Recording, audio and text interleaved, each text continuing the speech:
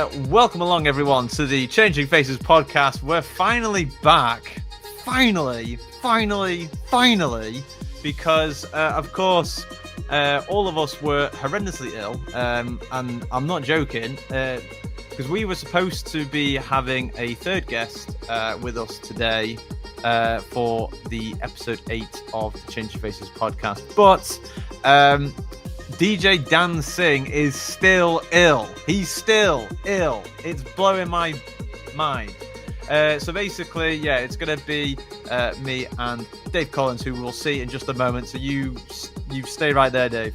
But yes, welcome along, everyone, to the Changing Faces podcast. I'm James Chang. I'm your host. And please also just make sure to like and subscribe and follow on your favorite podcast platform, wherever you are listening or watching this podcast episode from. So like I said before, who's here with us today? It's Dave Collins. There he is, look. Hey, there he is. I'm back.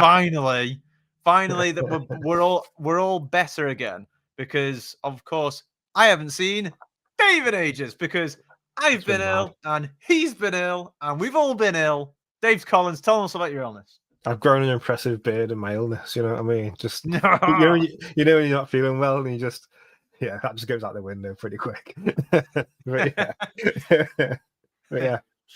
I'm still pretty unwellish. I'm getting better, but it's been one thing after another. It's the fact that everyone's come down with this illness, and even my sister and all of her family got it as well last week. Like, really, the Rona. Yeah, it's just like, oh my god, everyone's getting this now. Flipping heck. It's and actually I can actually say that I actually got the flu from when I was up north in Liverpool. There you go. It's a few weeks ago. Yeah. So, but yeah, no, you're absolutely right. It is absolutely rampant, because even down here, there are a few colleagues of mine and some friends who I know who have got the flu and all sorts. And of course, even our beloved DJ Dan Singh, who we were going to make a surprise third guest on the podcast. But what we're doing, folks, do not worry. We're going to move on to the next episode. So I'm just literally kicking the can down the road, as they say, just to make sure that we obviously get a little bit of DJ Dan Singh. Because, of course, the other thing worthy of mentioning before we start is that we had something in place for this particular episode, which is where, for those who tuned into the last episode, Dave mentioned about the idea of, like, if there was a guide to spending time in Ibiza on a budget. We collectively thought. No, we did. We collectively thought. You said Ibiza, it's like, I want to go back already. Jeez. Honestly, no, yeah, we had this collective idea, basically, that we were going to try and come up with our own version of a budgeting guide to Ibiza. Dave did a bit of homework on that, as did Mr. Dan Singh as well. However, in this case, I'm telling both to hold fire on that. We're gonna do it in the next episode when Dan is better. Nice. So okay. That's the idea. So hold on to that paperwork, Dave. Look at that! I had a whole notebook ready. You know what I mean? Oh my god! Including all the secrets, like how. Well, do you know what? We're actually going to be covering quite a bit of Ibiza in of course, this episode, because of course there's always things going on in Ibiza, and God love them all. There's it just never ends, the drama, but more to come. But I'll tell you what is to come, Dave, is once again we're coming across some very wild content and so on. So coming up in this podcast, for those who are watching but also listening, you'll be hearing these descriptions and so on. But later on in the show, we're going to be seeing the death of some DJ's laptop. We're going to see that in a minute, actually. We're going to try. We're not going to try. We're going to see what happens when the Popo turn up to a party and try to stop it for very lame reasons. We're going to see a takeover of Wayne Lineker in a random video shortly afterwards. It's one of my favorites. Then we're going to stay in Ibiza. by seeing a way to summon Brits to Cafe Mambo. So that's a video coming up shortly. Ninja skills to do the business when you can't make it to the toilets. That's going to be something we're going to be seeing shortly afterwards. Before dropping into the news, where we're going to be hearing about a new club opening down in London, but also what happens when a warm-up DJ is too hot and therefore melts down. A little bit more on that later on in the show. And of course, recently there was the Coachella 2026 lineup, and it is going to be mine and Dave's task of telling you all who is playing at the 2026 edition of LA's Super Duper Festival. And then, of course, at the end of, or towards the end of our podcast, we are going to be talking about just what the hell is going on with Brooklyn Mirage over in New York City. But we're going to be talking about that later on in the show because it's gargantuan. It's very long. So, Dave, before we also jump into our first topic, which is RIPing to some DJ's laptop, do you remember about all the podcast platforms? Are you ready for all this? Oh God, I'm really not. It's been too long. You're gonna have to do it again, mate, because it's sort of yours. It's your thing, isn't it? Where's the chat? Oh, it's in private chat here. There you go. Okay. Apple Podcast, YouTube Music, Amazon Music, Deezer, Spotify, iHeartRadio, Pandora, Angami, TuneIn, Podchaser, Castbox, Podcast Index, Listen Notes, and Player FM. Woohoo! You know, we got it all, folks. When we first did the CLFS shows, how many times did you have to redo takes? People just messing up the script and stuff. Like, honestly, read out all the radio shows are on and stuff. Honestly, I had to do it quite a lot. I would say Warren was pretty good. Warren Vino, that was, who was one of the residents on CLFS. Very good. I just made stuff up. That was my problem. I got it in there. Yeah. Now, yeah, you were all right. Who else was pretty good? Yeah, Dan was pretty good. He was quite slow. I had to chop him up sometimes. I guess actually earlier on, just myself, I was just, sometimes I'd just completely obliterate certain words. So, yeah, that wasn't great. But speaking of obliterating, how about this for obliterating someone's laptop, which is, this is courtesy of Club Killers on Instagram. Dave Collins, want to get your reactions on this. So this is a rapper called Nathaniel Kano.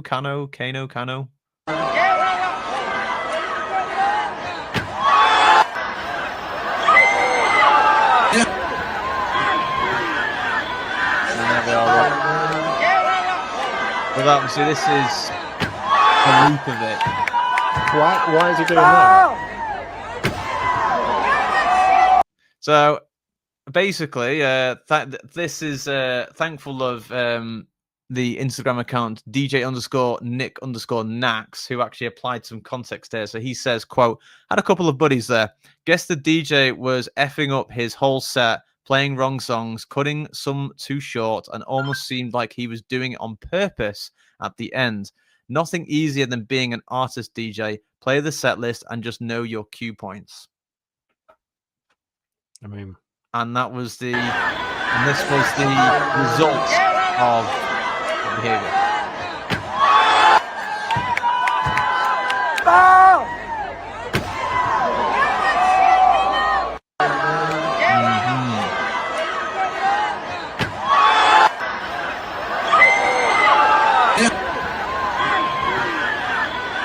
And yeah, so Dave Collins, if you're the DJ of a rapper, if you ever are, be very careful if you cut their songs too short. They may just whip off your laptop and smash it to bits. Right?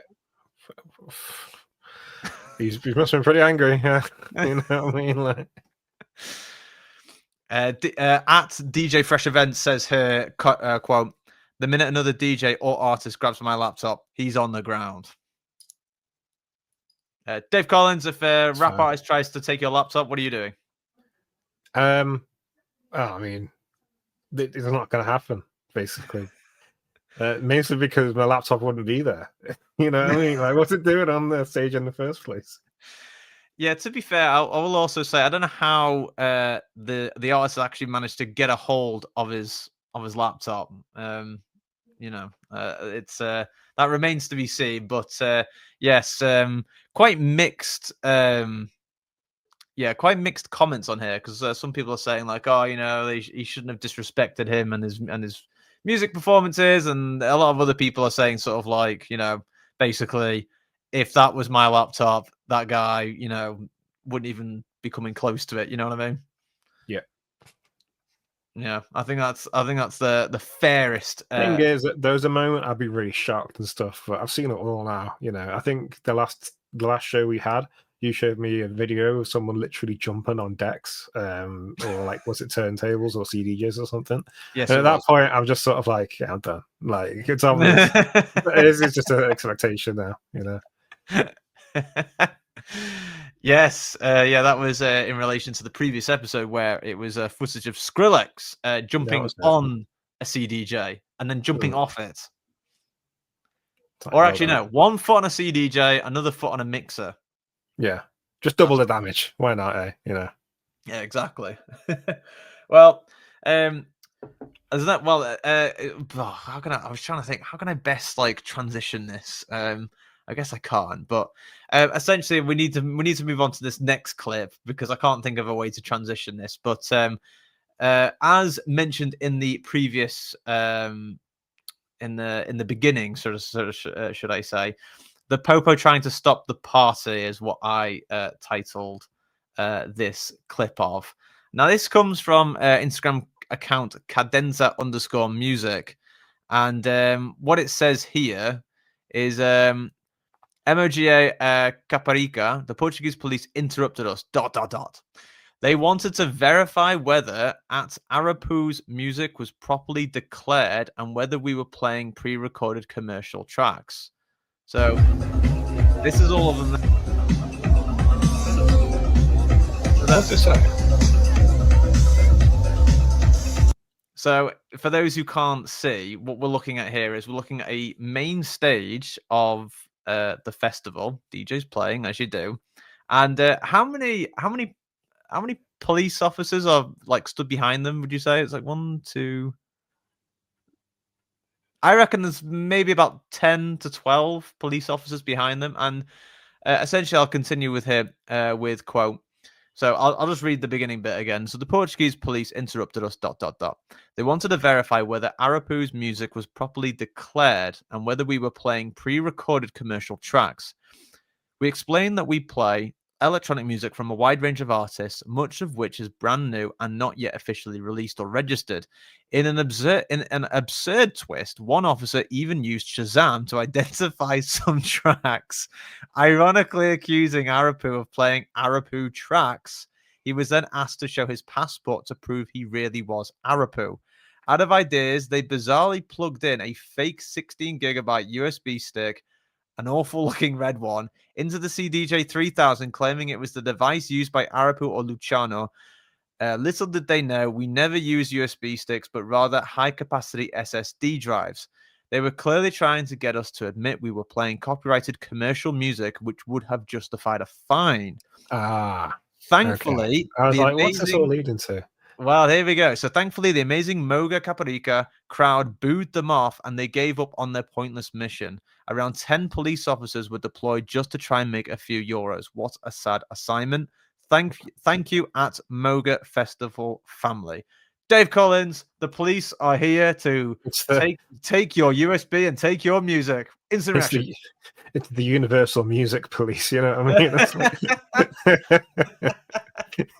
Or the Sony Music yeah. That's wild, man.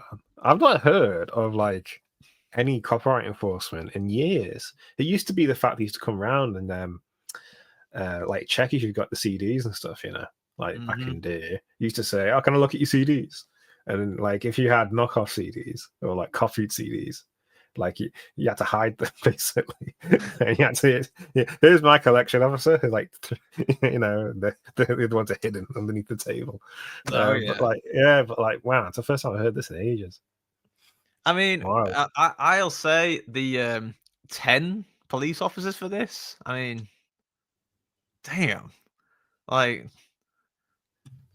it's quite a covert That's operation. crazy. It's like a festival as well. Surely they should have a festival that big has a license to play copyrighted music. I Like, mean, what's going on? Unless they're just literally playing their own music, like on their own label. Is that the implication? Because I don't quite understand where Arapu, he's not allowed to play his own music. Like, what's the situation there? Or are they trying to imply that he played music that he doesn't own? so they said, so the post says, quote, they wanted to verify whether Arapu's music was properly declared and whether we were playing pre-recorded commercial tracks. And then for this explained, we explained that we play electronic music from a wide range of artists, much of which is brand new and not yet officially released or registered. And then one officer even used Shazam to identify some tracks, ironically accusing Arapu of playing Arapu tracks. He was then asked to show his passport to prove he really was Arapu. Yeah. So they basically said to the police, "Yeah, we play unsigned music and all this," and then the police used their phone and says, "Hang on, it's just a turn up on my Shazam. You're playing this copyright music by this guy called Arapu," not knowing that the actual DJ is actually the guy. Anyway, you know what I mean? It's like, yeah, that's me. I think I'll sue him. You know what I mean? Wow, this is messed up. Like, what? And then, but hey, you got to commend them for their efforts because obviously, continuing out of ideas, they bizarrely plugged in a fake 16 GB USB into the CDJ 3000, claiming it was the device used by Arapu or Luciano. But little did they know, we never use USBs, but rather high capacity SSD drives. It was full of Mariah Carey and stuff like that, right? Just get all the licensing costs out before Christmas. Yeah, and they read it and they be like, "Get him, boys." We got him now for that juicy copyright. But yeah, I will definitely say, especially in regards to Cadenza _music's post, extraordinary scenes coming from this as well. Just because, I mean, I've never heard of such things. Like, I've heard of the Guardia Civil turning up to like either turn music down or turn it off because it's too loud, but never about declaring your music. That's crazy, man. I've never heard that either. That was the first I've heard of it. Yeah, it's really something, isn't it? This person here says at white noise _PT says, quote, unfortunately, this used to be totally normal back in the day when we had to buy MP3 WAV files and burn them onto CDs. Then it stopped for a few years, and now I guess it's back. As far as we know, you need to have all the receipts from Bandcamp, Beatport, etc., or a statement from the label confirming that you're also playing unreleased music from them. Inspectors also ask for the DJ's artistic license, probably personal labor insurance. Well, you know, I'm just going to mention it quick because this is probably the best time to do it. There is some really big DJ news this month, right? And for those who don't know, like right back in about 2020, you was able to stream Spotify to Serato, right? And a bunch of other platforms did it as well. They added in a whole bunch of music services to their online services. Yeah. But it got taken away, right? For some reason, it just didn't work out between Serato and the DJ software.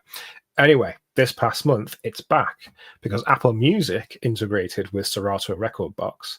And in response to that, Spotify also reintegrated with Serato and Rekordbox. So now you can you can stream music off Spotify into your DJ software. But if this is the case, like it's a new patch they brought out. And it only really came about because Apple Music laid down the gauntlet. So Apple Music basically went, we're going to do music streaming. And then instantly Spotify went, well, we're going to do it too, right? So they wanted to sort of compete with them. At least that was my interpretation of the situation. It comes at a good time for Spotify because they just added lossless streaming, which is really good. But anyway, all that aside, if you need receipts and all this sort of stuff, well, now the software just lets you stream it anyway from Apple Music and Spotify. So that makes no sense. And actually, I will say, Dave, that is absolutely incredible news that you're adding on, because that matches it perfectly with this context of this random clip that we've come across. Incredible. But hey, all I can say is for those at Moga Festival over in Portugal, basically what Dave just said, you're all right now. If you're using Serato, you integrate that with Apple Music or Spotify. You literally asked it to log into it. Yeah, I tried it the other day and it went, yeah, cool. Here's all your Serato's track, all your Spotify tracks. And I was like, cool. That's pretty sick. Like, and now I can literally prepare a DJ set list on the way to a gig, like on my phone. Like, that's pretty cool if you ask me. Yeah, now that's like extreme convenience, that, isn't it? If that's the case, because that's absolutely fantastic, isn't it?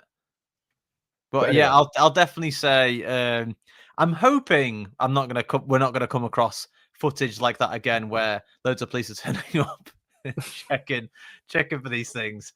Mental.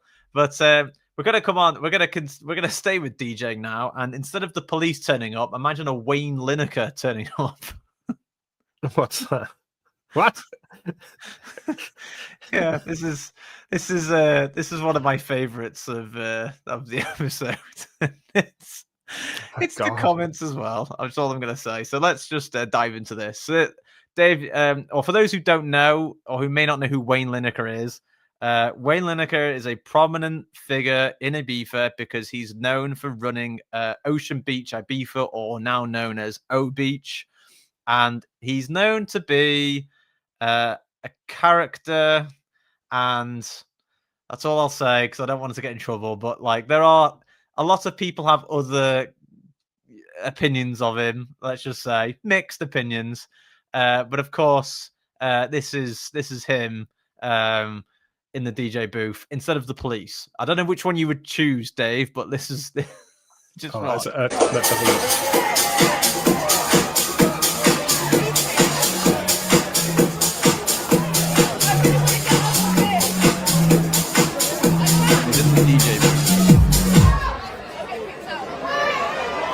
Turning off the DJ's music.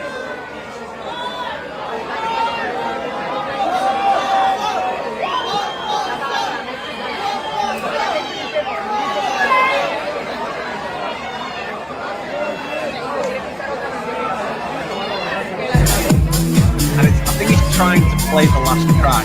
Wayne Lineker not having anything of it. And he keeps pointing at something.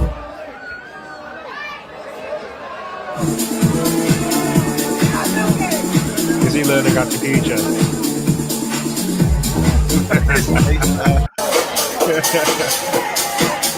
Right. So just like keep looking at his face, right? And I'm gonna read out some of the comments. Just keep looking at his face.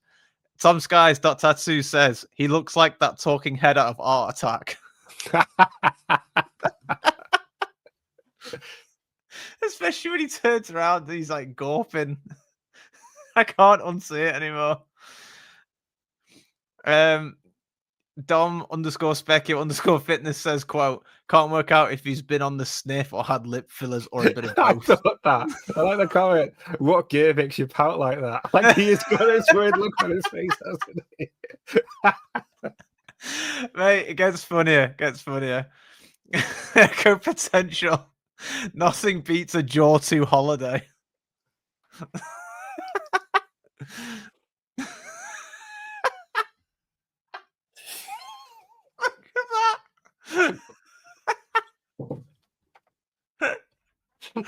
Oh God. Angela Hemphill says the third degree Gurns. This is great. This is comedy. Freeman 1011986 says looks like Mel B on Bo Selector.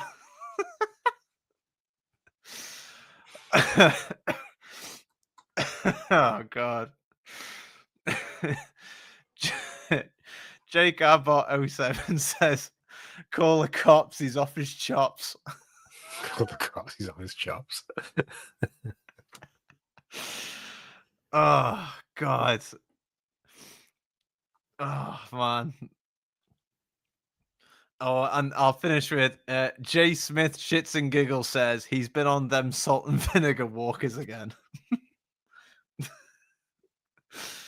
Oh God, I'll be honest. I watched that only once. I was laughing my head off at the comments, and I thought I'm not gonna look at it again because I know how funny it was. So I'm just gonna leave it to watch it again. So call the cops. He's off his chops. That's got to be up there with one of my favorites.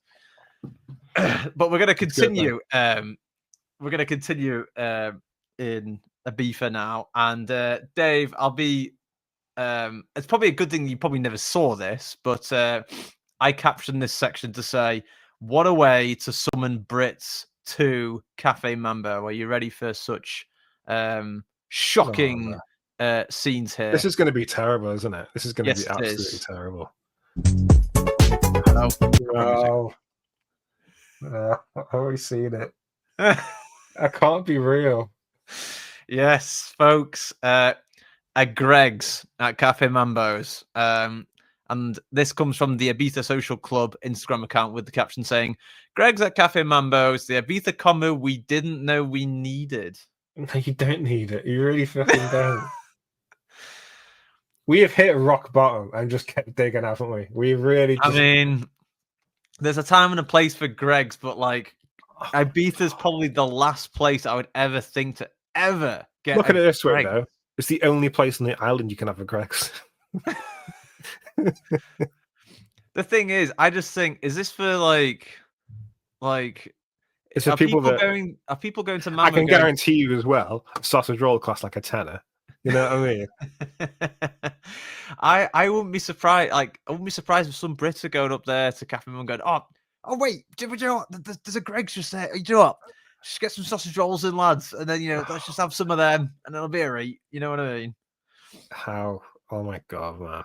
Sam especially it's the Cafe Mambo. It's meant to be like the most Spanish Balearic experience, and it's like, here's a Greg's. Please. Here's a Greg's next to it. Yeah. Oh my God. Sam Mitchum DJ says, "Quote, absolute melts."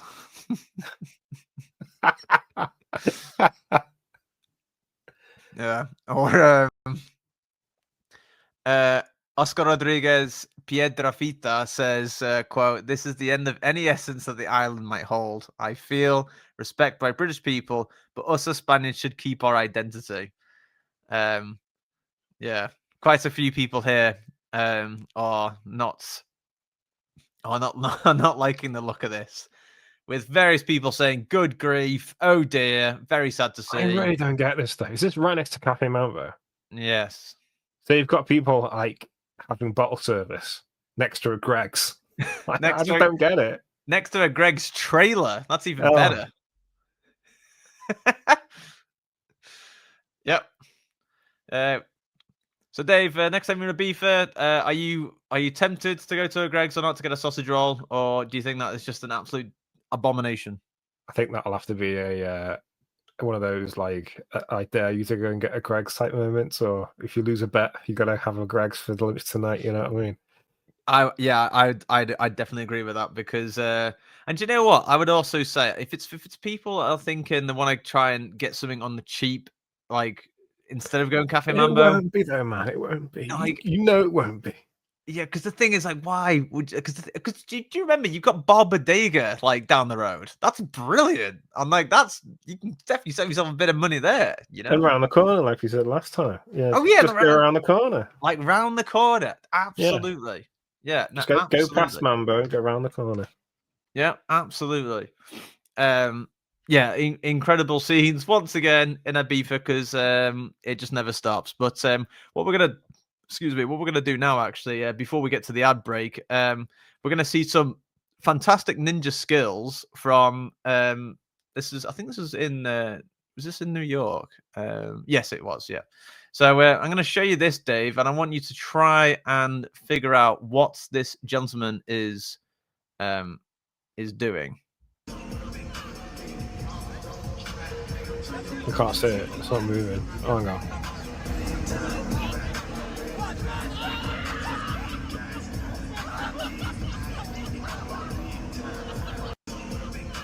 What do you reckon he did, Dave? He was very ninja-like. Yeah, he put a cup in a bin. I don't understand. Oh You no, watch he it? had the toilet, didn't he? Yeah, he went. Yeah, okay, he had a piss. But what I will say, there's quite a few people in the comments basically saying that's so disgusting, that's so gross, yada yada yada. But I actually commend this guy for his skills. I've definitely seen worse at festivals, man. So have I. You want to do it in a bottle and then chuck the bottle. Like, I would actually say, like, that's like, for those who can't see this clip, basically there is a young gentleman in I believe it's the concert of Odessa in New York City, and basically he is standing in the main stage area, or crowded area if you like, and he's obviously got like a pint cup, plastic cup, down his pants, and he is essentially doing the business, as one would say, but he's doing it so discreetly that literally no one around him notices that he's doing it, apart from obviously the people that are recording this video. But Dave Collins, out of 10 for effort and ninja-like skills, where you rating that? I mean, I didn't see it the first time around, so it's pretty high. But for like ninjas. And he's also dressed all in black. What gave it away? What gave it away for me is he looked around shiftily. I'm like, wait, why is he looking around? Like, if he just didn't care,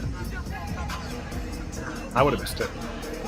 Even like, if you can see like where my mouse is, like even this guy who's right next to him does not notice it at all. He's completely oblivious.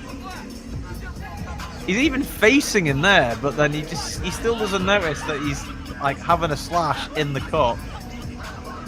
I will say perfect execution. And for those who have been to concerts and been to, like, you know, big areas, so to speak, where essentially, you know, you have that choice where you're either going to lose your place, a good place potentially, for, like, you know, for whatever you're seeing. That's not crowded. You could get back there so easy.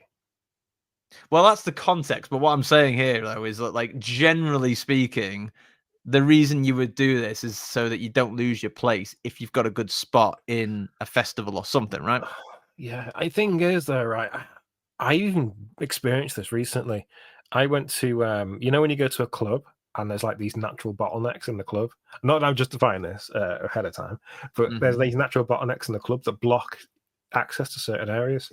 So when I last went to Pasha, going through the main room was like a 15-minute exercise, or not even. You know what I mean? Yes. Because it's just like the doors are crammed. And imagine you need to get to the toilet, and the toilet's on the other side of the main room. Like, you are pretty screwed, aren't you? You know what I mean? Like, what do you do? I mean, a lot of that goes down to crowd control. You know, you should have better crowd control. But yeah, I mean, I've been in that situation before where the toilet's like, okay, I've got to go ahead of time because I know it's going to take freaking ages. Especially if it's, you know what I mean? Yeah. It takes so long. I remember, what's the Manchester warehouse we saw, Warehouse Project? They had ridiculous toilets. There's a queue for it going around the entire club. Oh yeah, yeah. I remember that. Yeah, you know what I mean, though, right? Yeah, and that was a very long wait as well. Yeah. Where's Project used to be, not where it is now, but where it used to be. Oh, in Store Street or Victoria Warehouse? Victoria Warehouse, that's it. Yes, yeah, I remember that. Yeah. Oh yeah, the waiting there was long. Took ages, didn't it? Yeah, absolutely. And also as well, queuing to get in as well at the beginning of the night. And, you know, like, sometimes if you had to go, you had to go, but you couldn't leave the queue to get in because, like, the queue was like a 45-minute wait outside. Yeah, and so I remember people just pissing up against the wall and some shit like that, you know what I mean? And so that's what happened. It grows, but it's like, what would you expect? I remember they had a massive queue, literally festival level queues, and they had about 2 portaloos at the front, like right at the front near the entrance. And I'm like, that's it? That's your solution? You're kidding me, right? And apparently, that was their solution. So, well, I'll definitely say, from a bloke's perspective, we are blessed with. We're blessed to be disgusting, I guess. Yeah, we are blessed with our utensils, so to speak, because we are able to relieve oneself using just a cup and some baggy trousers in this person's regard. I'll just quickly mention as well, this clip came from originally from TikTok, actually, at mshiro14. But this post on X was from at Bradford Booth, or Bradford Boothie, should I say. But yeah, I'll definitely say 10 out of 10 for the effort there. Very good. Very, very good execution as well, I will say. Something else that's going to require a bit of execution is obviously our ad reel. So just bear with me whilst I do that. Have you got any more final remarks, Dave? No, you advertise away. Oh, good. Because I was just going to say, hang on, I'm getting my my links all confused. But I think this is all for later, isn't it? Yeah, it is for later. So what am I doing there? So hang on, let me just open this one to get this one ready for our next bit of discussion. But ladies and gentlemen, let's just quickly do an ad reel just to get this out the way. And of course, it's about one of the greatest platforms for listening to radio show mixes, especially at this moment, and especially even for DJs to do their DJ sets as well as DJ live streaming, as we mentioned in the previous episode. But Changing Faces Mixcloud is the #1 place for your CF premium content, and it is the #1 place where you can help support the team. For all other updates and posts, be sure to find us over on places like Instagram, Facebook, Blue Sky X, and of course YouTube by searching for Changing Faces or our handle at Hey Changing Faces. If you're wanting instant content from us, then be sure to head on over to our Mixcloud and get early access to our content via Mixcloud Select. With a Select subscription, you get playback controls enabled, early access to our shows, and some exclusives thrown in there for good measure. And on top of all that, oh yeah, it supports us here at Changing Faces. So where do you go? That's mixcloud.com/Changing Faces, all as one word, or find out more over on our site, changingfaces.live. And don't forget, if you want something mentioning, be it a product, service, release, or whatever in our sponsored break, be sure to email us at hellochangingfaces@gmail.com. But of course, if your product or whatever is something really controversial, or it's something like, I don't know, present it to us, and then we will make the decision whether we will or will not. Because of course, if you're going to come to us saying, hey, I manufacture rocket launchers to kill people, let's do a product release on that, I'm like, no, you're all right, mate. Like, no, we'll pass on that, you know what I mean? So yes, just bear that in mind. But that would conclude the ad reel. Dave Collins joins us back. Would you say that's accurate as well, Dave? I went to get a drink, and then I'll come back. I left. You went, here's our sponsor. And I thought, I'll get a quick drink. And I come back, it's like, rocket launchers. And I'm like, Jesus, who did we get sponsored by? Stark Industries. You know what I mean?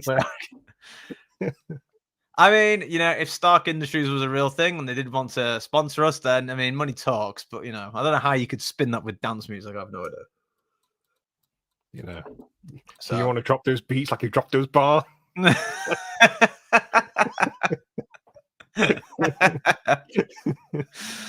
Well played, sir. Yes, it is very much like that. No bombs being dropped at the moment, but I'll tell you what is being dropped in London: a brand new nightclub. Dave Collins, how about a shocked reaction from you? Oh my God, it's a new club. And that's going to be for the thumbnail, absolutely. Yes, we are not. We're not joking. Let me get screen open for you. Get a load of this, look. So let me read a wee bit of this news for you. 77. I was thinking in my head, what is this? This is going to be a really sort of like obscure name, because you've already got Studio 338. You know what I mean? And we need to get even more obscure. So now we've got numbers. And we've also got E1. We've got E1 as well. Oh my God, here we go. And now 77 opens, so Londoners assemble. Having recently opened its doors back in September, new nightclub 77, based in Marylebone, has been launched in what is, unfortunately, a rare piece of news. Dakota Magazine writes, quote, Purpose-built for sound, design, and experience, the 550 capacity space brings together world-class music, advanced technology, and attentive hospitality in an intimate setting. 77 is designed to make music and Wait, am I reading that right? 77 is designed to make music and experience you feel as much as you hear. Oh, yeah, okay. Yeah. Its L-acoustic sound system, complete with KS21 subs, delivers warmth and clarity throughout the room, while a high-spec visual setup, including robe lighting, lasers, CO2 jets, strobes, and LED screens, creates a fully immersive environment. A split-level layout features an upper mezzanine with VIP tables spread across both floors, each with direct views of the floor and full-service hospitality. Enes Hilmi, director of music, says, quote, "We've designed 77 to deliver the same world-class production experience you'd expect from a huge venue, whilst ensuring the connection between the artist and the audience is at the forefront. Our focus is on creating a one-of-a-kind experience where both DJs and live acts can truly connect with the crowd. We're also encouraging artists to play extended sets, and in some cases, even all night long, something DJs rarely get the chance to do in London, giving artists freedom to tell a full story with their music, while fans get to experience them in a way they can't anywhere else in the city." End quote. The people behind this new venture are, quote, Jonathan Wade, nightlife veteran and former Tau Group executive, Enes Hilmi, tastemaker and programmer with credits across Rinse FM, Mas Tiempo, and a host of major UK festivals, and Sebastian Banovich, hospitality operator with experience across some of London's most iconic venues, including Coco, the Roof Gardens, and Tramp. That was an extremely long way of telling you that a club has opened up, but Dave, I'm going to come to you because I want to show you. I'm not sure if I can I expand these? It's nice to see lasers coming back. Come on, time.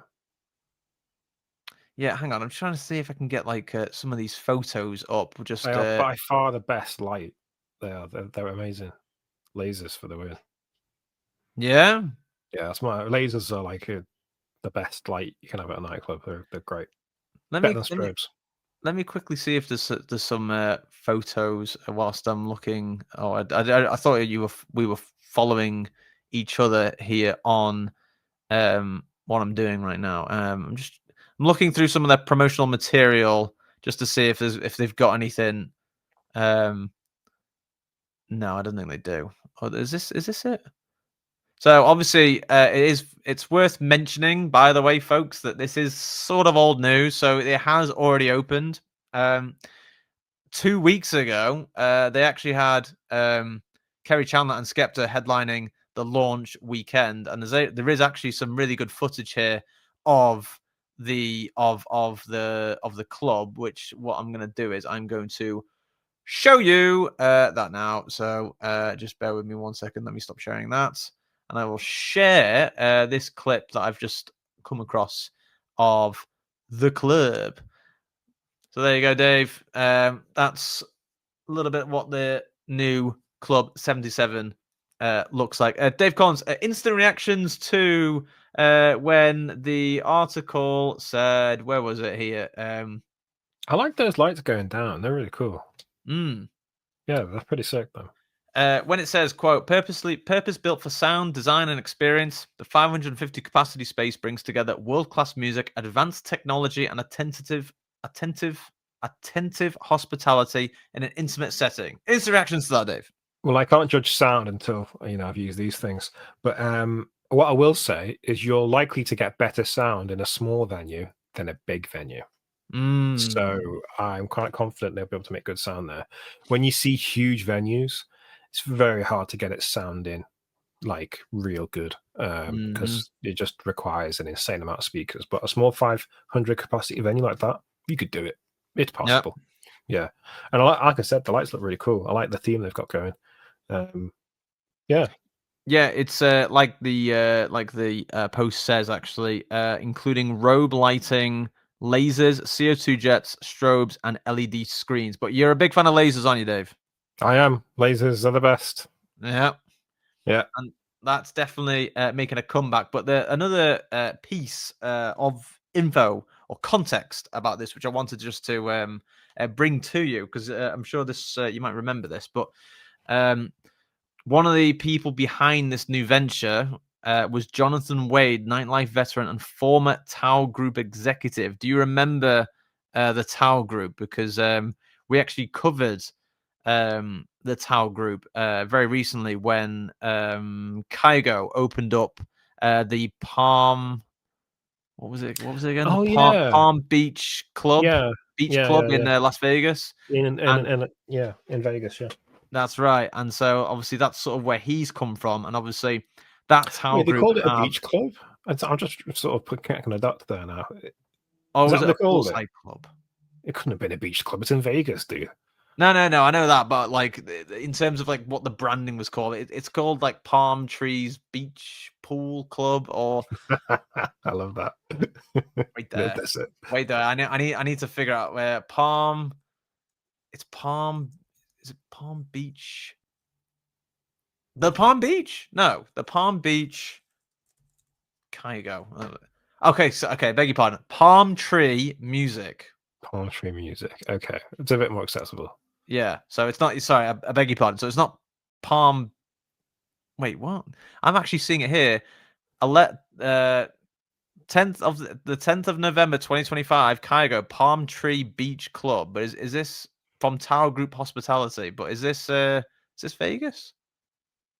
It would be funny if it was. Just saying. Hang It'd be on, the only beach where there's not a beach. Hang on, are we going mad? Like, is it really called? Yeah, it is. Yeah, it's called Palm Tree Beach Club. Okay, so it's the only beach club without the beach. I love it. Dave. Don't listen to Dave. Tower Group Hospitality. Keep living the dream that there's a beach in Vegas. I don't know. You can do it, man. Yeah. Make your own. Yeah, basically, yeah. I mean, well, that war's going to dry up pretty quick, isn't it? That's all I can say. But yeah, essentially, that is some of the news going on in London, which is delightful. Cool to see. Cool to see. I've not been clubbing in London for quite a while. So next time I'm out, I'll be checking out. Basically, there's a handful of clubs I've not checked out yet in London now. Yeah, I feel like I've lost connection with it a little bit, so I need to reconnect.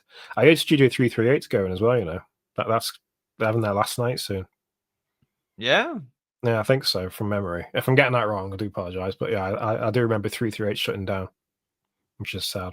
Well, I will say. Well, first of all, I will say that will be something we'll need to cover for another episode. But I've got. I didn't realize we're actually fairly behind here. So Go. this. But it's okay. It's okay, folks, because the last topic is not going to be an hour long. It's going to be less than that. So we can go over, so to speak. Okay. But this next bit is fairly recent-ish. So, it was this was sort of reported about 5 weeks ago now. But it's still definitely worthy of our attention and definitely to get some reactions from our Lord David on this. But what I'm going to be talking about here is a warm-up DJ being too hot and therefore melts down. So what am I talking about here? Let me get this. Let me share this screen here. So what we're talking about here is the opening act for Swedish House Mafia, who was booed off stage during the show in New York City. So what happened here? So let me provide some context for you, Dave, on listeners. In what was a warm-up to remember, Yves Tumor was met with boos and cheers when he finished his set before Swedish House Mafia went on to perform their live set in New York City. Yves performed what EDM House Network described as, quote, an experimental industrial set, end quote, which sprung multiple videos from various punters who attended the concert to show their confusion and disgust for the set. Clips collated by EDM House Network shows what people thought of the experimental industrial set, and the final clip is a short response from Yves Tumor himself shortly after coming off the decks. One comment from @Vivian Larian stated, quote, I was there last night for this. It was Yves Tumor, and it was wild. I had never seen a crowd interaction like that before. And as someone who likes his music and was hoping for a performance of his original songs, his DJ set unfortunately was not good. The stadium sound did not complement what he was playing, and it was very, very harsh on the ears and actually was making me anxious. But also, he had a negative attitude / interaction with the crowd that made it worse. Like, who says, quote, y'all just have bad taste, end quote, and, quote, I'm still getting paid, end quote, corny behavior, end quote. Sorry, there was a lot of quotes, end quotes, end quotes. Quote, quote, quote, But quote. quote, That's what I quote, just end said. quote. Big venue sometimes has bad sound. Well, I would say I think it's very funny. This is as a opening act. Loud, man.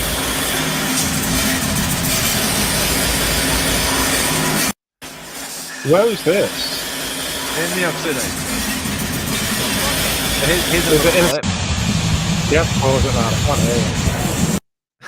Is it in a stadium, like in a basketball court? That's why the sound sucks. It's not meant for that. Oh, yeah. But so there's more clips. We'll just quickly show you.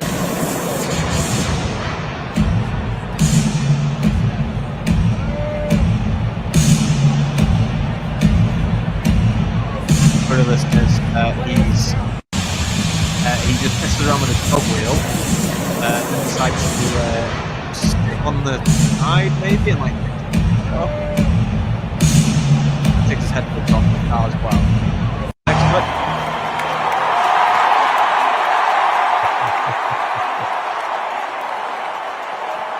You can guess why they cheered him, Dave. Another clip.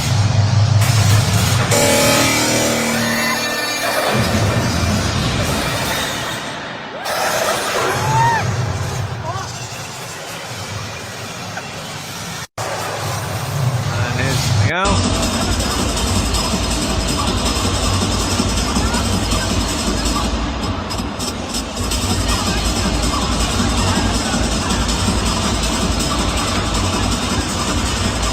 Lots of fun back here.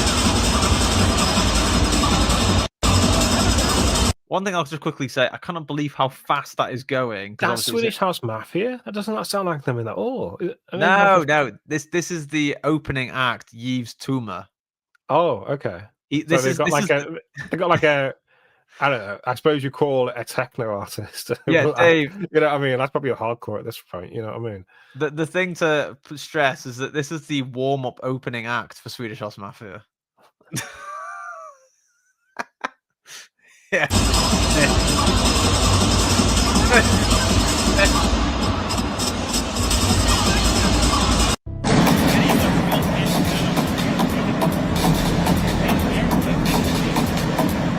Can we appreciate that?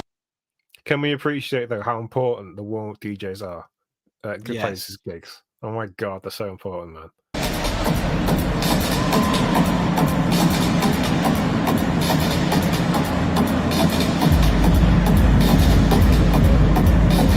Hey, this music, everybody's there as well. It's quiet.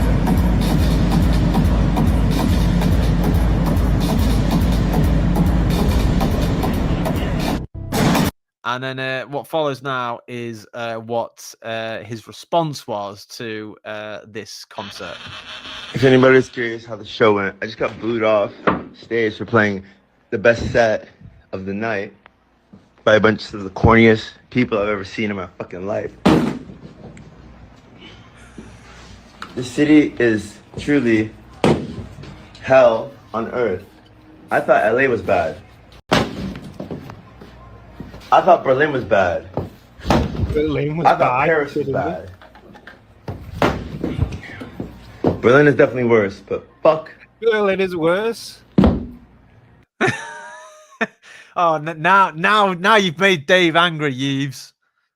I was thinking if there's one place you're more upset might work in Berlin, and he's just there ripping off saying Berlin sucks, and I'm like. Like I can't think of any other market that would actually go, oh yeah, we're upset, heavy techno. I can dig this. Like, I mean, this is it, isn't it? And Yeah, there. Believe it or not, there is more.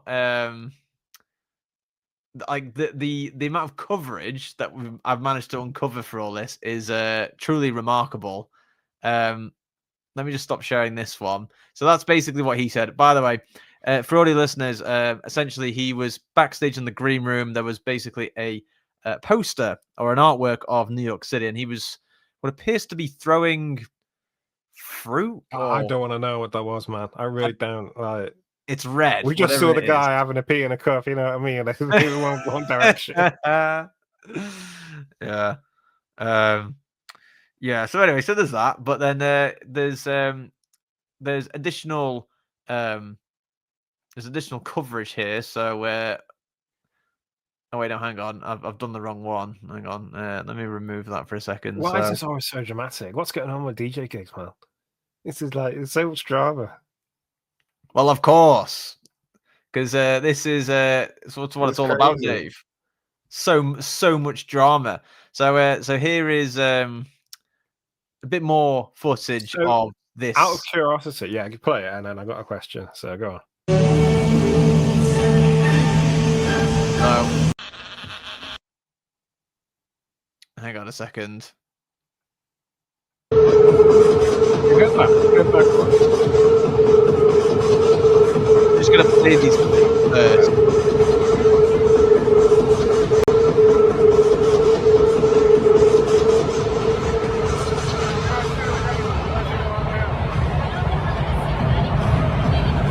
He didn't seem to be really struggling there. Can you turn around, please? Please turn around. Oh, that's good. I'll suck your dick backwards. It's your fault. Turn the shit up. This is why nightclubs are important, because like you need that professional sound setup. Like that is not good. That echoiness, like that must sound awful, man. There is a lot of echo, isn't there? That's so much. You need a professional speaker setup, especially if you're like music that loud. But yeah, oh man, that's crazy. And hey, there's more, honestly. By the way, for extra context, he was also shouting something along the lines of "Y'all can suck a dick" or something like that. I don't suck. Yeah.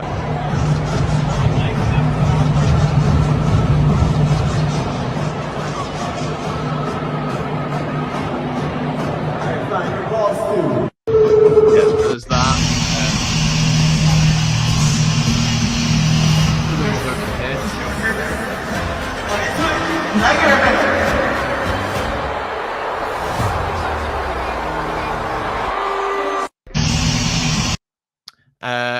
And yes, so let me just put these some of these comments as well, because there's a bit more context, as you can imagine.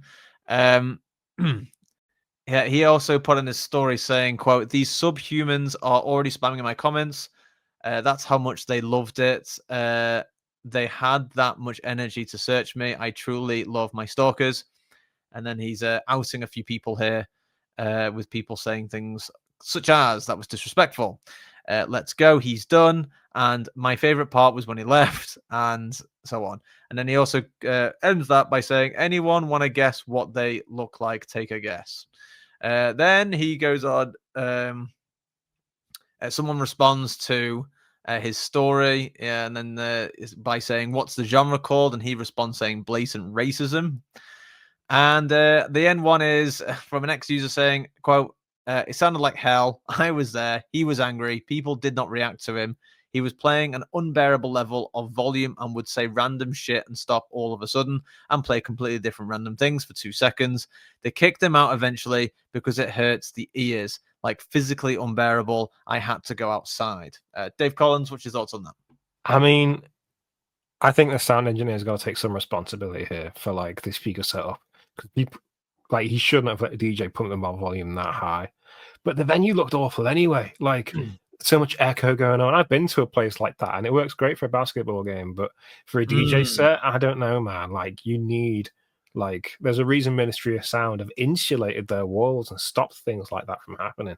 Mm-hmm. But I mean, the DJ just sound like a cock as well, to be honest with you. He was like, I'm not gonna throw everything on the production team. The DJ himself was just sort of like, what are you doing, man? I'm actually curious, what was Swedish House Mafia set like after this? Did they save it or what? Well, I've not heard any complaints. Or From did everyone Swedish just House Mafia. leave before they even turned up? You know what I mean? Like, yeah, you know what? Man, Well, it's crazy. Yves Tumor definitely struck a chord with some people that were there. But believe it or not, there's one final clip of this that was well recorded, which I'll show you now. This is the moment he finished. Although some reports say that he walks off stage, and then other people say that the sound engineers actually cut him off. But I'll let you be the judge. Brother listeners, he is lying on the DJ table.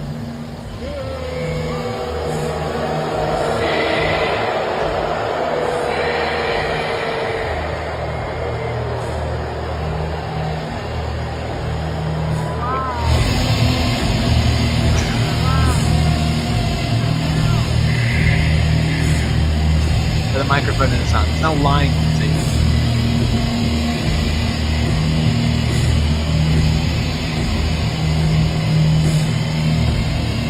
Wait, I'm not sure I heard that right. Is that into it? Like it or not?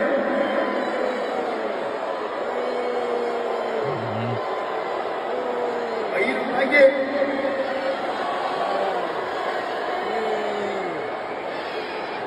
You just have bad taste.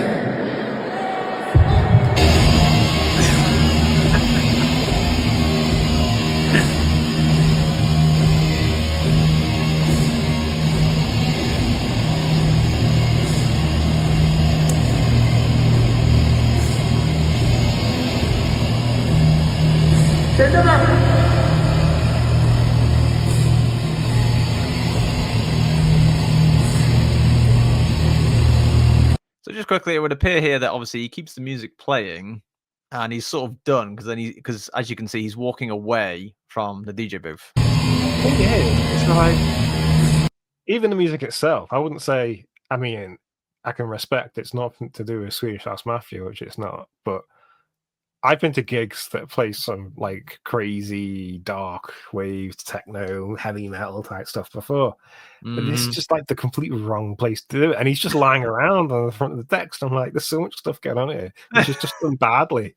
Like it's a multi-layered badness, you know what I mean? I'm telling you, when I discovered this, I was like, wow, there's many layers to this, which we have to cover. But yeah, let's continue this last bit. Sorry, yeah. Here's the funny part. You know, I'm still getting paid.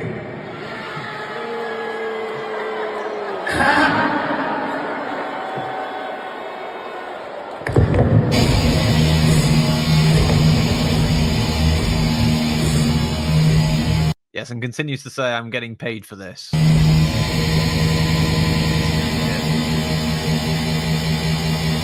No, I don't do that. Oh, Did you see that yeah. with his USB?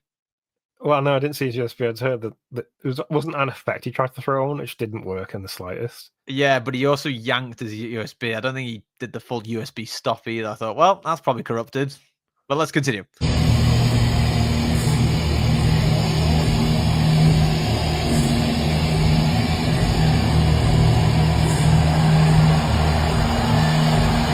As you can see, he actually leaves the music on.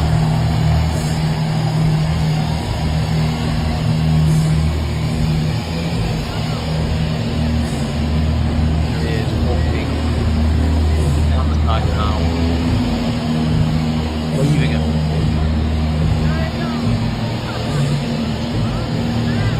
Just that one word.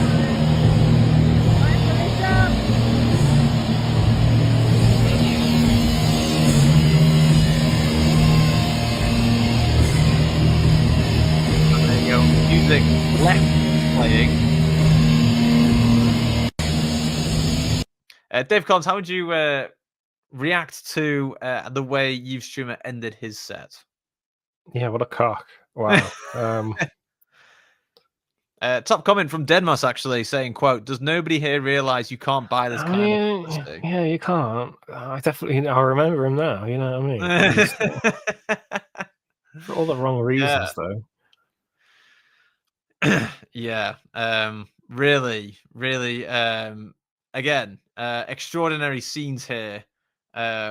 Of Yves Tumor here for the warm-up Yeah, set. someone says big room ravers don't like experimental. And I'm like, yeah, okay, I've been to some like weird experimental gigs before. They're great, you know what I mean? And you got this weird blur of all sorts of crazy stuff.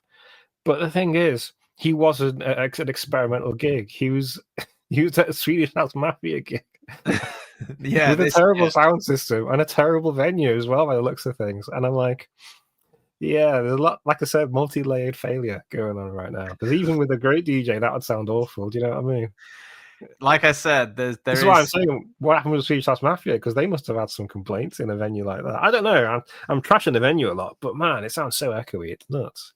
Yeah, very true. And actually, but very good point as well, actually. But yeah, interestingly, well, you're probably not going to be surprised to hear this, but obviously, all focus on this gig was what happened with Yves Tumor. Sure. Yeah. So that happened in New York, Dave. So yeah, wow. so that news. That was a lot to unpack. Now, this one is going to be a little lighter on the ears and on your eyeballs, so to speak. But what we're going to do now is we're going to simply go to I'm trying to think actually how we're going to do this, because we're going to be basically go over to LA now to talk briefly about the Coachella 2026 lineup that was recently announced last month, essentially. Okay. However, it has just occurred to me that this is going to be a bit more difficult than I thought, because I need to find the actual image of the lineup that's going to be a lot bigger, so I can actually show you, Dave, because it's oh no, this is not going to work, is it? Because I'm just going to try and get the large picture of it, because that's what I'm after, really. Let me just go into images, because the bigger it is, the better I can sort of share it. Oh, there we go. Ah, okay, yeah, this is better now. So basically, to add context to the news, so the 2026 edition of LA's Coachella Festival was announced a few weeks ago. And so for you California attendees, we're going to take the liberty of reading out all of the artists on the lineup. That means you, Dave. I've got to read all the artists in the lineup. We are going to do it. Oh, okay. So I can't say I don't know the lineup. That's the problem. So here we go. So Dave, I'm going to ask you to read out for all our listeners. Justin Bieber? What? Who is playing on Friday, April 10th and 17th? So you see this bit here, this top bit. Oh, well, Sabrina Carpenter. So and co. There we go. Well, no, it's from Sabrina Carpenter. Sabrina Carpenter. No, start again. Okay, Sabrina Carpenter, The XX, 9 Inch Noise, Disclosure, Turnstile, Ethel Cain, Dijon, Teddy Swims, Cat's Eye, Devo, Sexy Red, Central C, Foster the People, Levity, Blood Orange, Moby, Marlon Hofstadt, Like Lee, Fake Mink, Gordo, Creepy Nuts, Joyce Vanner, Binny, Ketama, Groove Armada, Juiced, Hugel Simat, Slater, Prosper, Hot Mulligan, Handy, Fleshwater, Max Styler, Wednesday, Dubal, The Two Lips, Nina Ratchi, Max Dean, Luke Dean, Kakarula and Lujan, Jessica Branca, Chloe Kalit and Rossi, Arodus, Odrius, there we go, New Dad, Carolina Durante, Flower of Love, February, Bob Baker, Marinette, Una, and Sahar Z. I will admit, I don't know 99% of that lineup. Yeah. What do you think about some of those artists' names? They sound very modern. They sound like the sort of names to make you go, "Oh wow, these sound unique." You know what I mean? And because they're all doing it, they just all sound. I mean, Creepy Nuts. What the hell, that? Yeah, there's quite a few to unpack there. Are you ready? Are you ready to do? I mean, Groove Armada one? though. I love Groove Armada, man. Like, I Oh, go hell to yeah. Groove Armada, and Disclosure's there too. And Disclosure's like amazing. There's someone else in there as well. I was like, oh damn, yeah, that's really good, but I've lost them now. Moby, that was it. I thought Moby, damn. Absolutely. Do you think you can do Saturday's lineup? Oh. Are you ready for Justin this? Bieber, The Strokes, Giveon, Addison Rae, Labyrinth, Somber, David Byrne, Interpol, Alex G, Swaley, Solomon, Tamin. Has to get everyone home at the end, you know what I mean? Pink Panthers, Royal Otis, Rez, Fuji Kaze, Adriatek, Davido, Boys Noise, Geese, Rusowski. Oh my god. Yabusuke Yukimatsu, Green Velvet, Ivo, Lucina Sonza, Zulan, Los Hermandos Flores, Beodin, Ceremony, 50 Foot Ultra, Noga Edrez, Ben Sterling, Blonde Shell, Lambrini Girls, Eka Vandel, Mind Enterprises, Freak Slug, Sosa, Mamut Orhan, Riadan, D Spitz, Whatmore, Gensi, and Yamaguchi. You know, if you want to get sponsored, Coachella, I'm just going to say, I don't know if we could read out all your artists at the front and start of every show. This does make me think, though. There's a trance artist that's become really big recently, and he's doing a gig in like Liverpool soon. Yeah. I forgot his name. Well, one thing that hits home, so to speak, actually, just in regards to changing faces, whilst you're looking that up, so far you've read out Friday and Saturday's lineup, right? All very, very big artists playing at Coachella 2026. Did you know, Dave, that there is one artist on there that you've read who's actually been on the show? Oh, okay. As a guest mixer. Can you believe that? Who is it? Yamaguchi. Oh yeah, that rings a bell. Yeah. If I really can't. I'm gonna have to like double check this now, but I'm very sure he did a guest mix for us, and I'm pretty sure Dan was the presenter for the original Changing Faces. I'm sure. Yeah, episode 229 with DJ dancing special guest Yamaguchi. Well, there we go. Just saying, we were his breakthrough moment. Yeah. Well done, man. Isn't that amazing, though? Like, at least your name, like I can actually pronounce that one. But yeah, no, well done. Like, seriously. But like, I was amazed by that. I was like, my God, like he was a guest mixer on the Changing Faces radio show. Like when we were doing, we had a lot of good guests on our show, man. Just saying, we really did. I like good guests. Yeah, well, there's one at least who's on the Coachella lineup, which I think is absolutely extraordinary. Dave Collins, are you ready to do Sunday now? Oh, okay. You got it. Young Thug, Cascade. No, you've missed one. Oh no, Carol G. There you go. Young Thug, Cascade, Big Bang, Laufey, Major Lazer, Iggy Pop, FKA Twigs, Wet Leg, Clips, Subtronics, Little Sims, Mochak, cool. Duke Dumont, Worship, Armin van Buren, Adam Beyer, Holly Humbersome, Gigi Perez, The Rapture, Suicidal Tendencies, Bunt, French Police, Black Flag, Okalu, Roy Scott, The Chats, Drain, Model, Acrylics, Cobra, Lost Retros, Who Made Who, Jane Remover, RBZ, Glitterer, Carlita, Josh Baker, Mesitza, and friends. Azeka, Liora, Samia, and Tamara. Oh, and this as well. One more. Oh, Anima. I can't even say that. Anima. Yes. Also, some. I'm terrible at things. these names. I've always been bad at doing DJ names because, like, there's just so many Y's and I's and A's all over the place, and I'm like, I'm not good at English. Sorry. Yeah, I'll admit, just coming from a sense of, if you don't know, because the thing is, some people won't know some of the artists on here, and like vice versa, right? So, for example, I've heard of Mochak.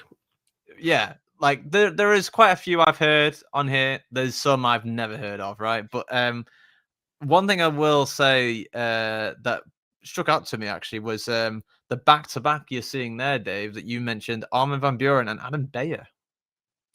That's an interesting back-to-back, isn't it? That's trance and techno shaking hands. Oh well, this is the kind of worms which I won't get into, but isn't that something though? Yeah. Apparently, techno is now trance, but I'm not allowed to call it trance because trance is not techno. There we go. Yep, can't be saying that. Otherwise, we're gonna have to call the cops, Dave. That's it. But yes, it's melodic techno. Yes.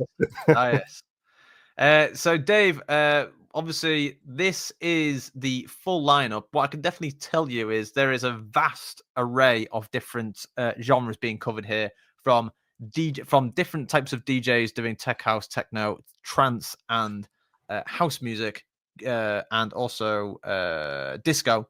But then you've also got the likes of different individual pop artists, indie stuff, more old school stuff as well.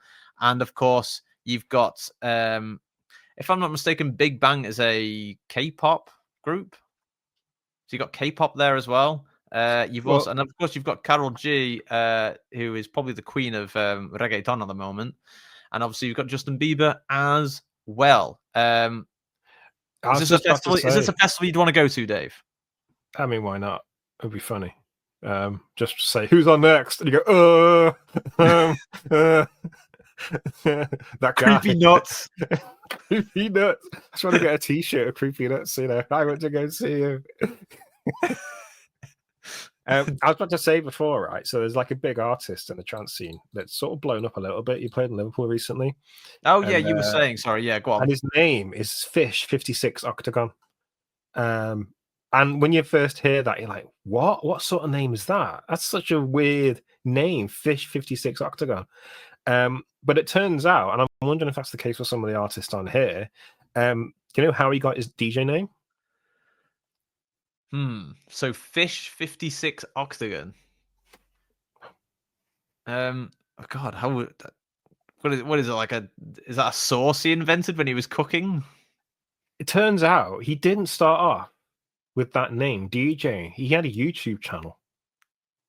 And he just had like a random online alias called Fish 56 Octagon. Like when you go on Xbox and it chooses a random username for you.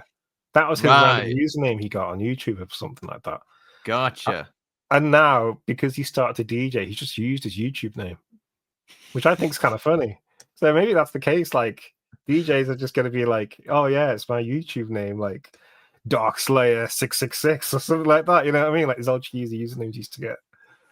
Yeah, well, I mean, obviously, what you're looking at here could be YouTube usernames like 54 Ultra, for example. Right? Like, what does that mean?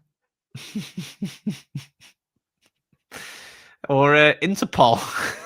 Oh, that's the funniest one. I thought that was so funny. Interpol's here. Oh no! Oh no! French police. Yeah, sometimes you have to have a bit of a giggle with some of these things. One of the other things that's worth mentioning as well. There's a Reddit of Coachella, and it's a thread about food prices, because this was something that we covered in one of the earlier episodes. And the post says here, quote, I understand that buying food at Coachella is expensive, but on average, how much do you guys spend each day, excluding out in the field? And essentially, this is just bunch of users coming in just to give them their own tactics and just some of their own feedback. So one user says here, $20 per item / meal, and go from there. Someone else says here, copious amount of food on drinks. I budget, but at night when you just blindly swipe your card left and right, who knows? I just hope on Monday morning it's not too bad.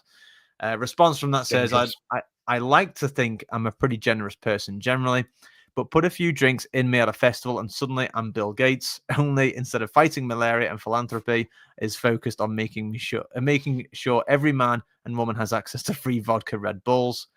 Who's that? I want to party with that person. Like, absolutely. Someone else here says, I'm everywhere. I sprint from stage to stage for 10 minutes at a time and usually get distracted by food and drink en route. After the sun goes down, there's a 100% chance I'm covering the order for someone next to me in line. I have the data to look at how much I spend on food vendors each year, but I really don't want to know. DM me sometime. What W2 and I got you. DM me sometime. What does W2 stand for? Am I being stupid? We're being very old. That's what we're being. Yeah. So I don't know what it means. He's new lingo. W2. Or just keep an eye for the most spazzy dude in a colourful robe. You'll be able to tell me. I'm going to ask AI. What does that mean? I've reached that level. You'll be able to tell me it's me by my glow sticks. And someone else says legend. And he does sound like a legend, to be honest with you.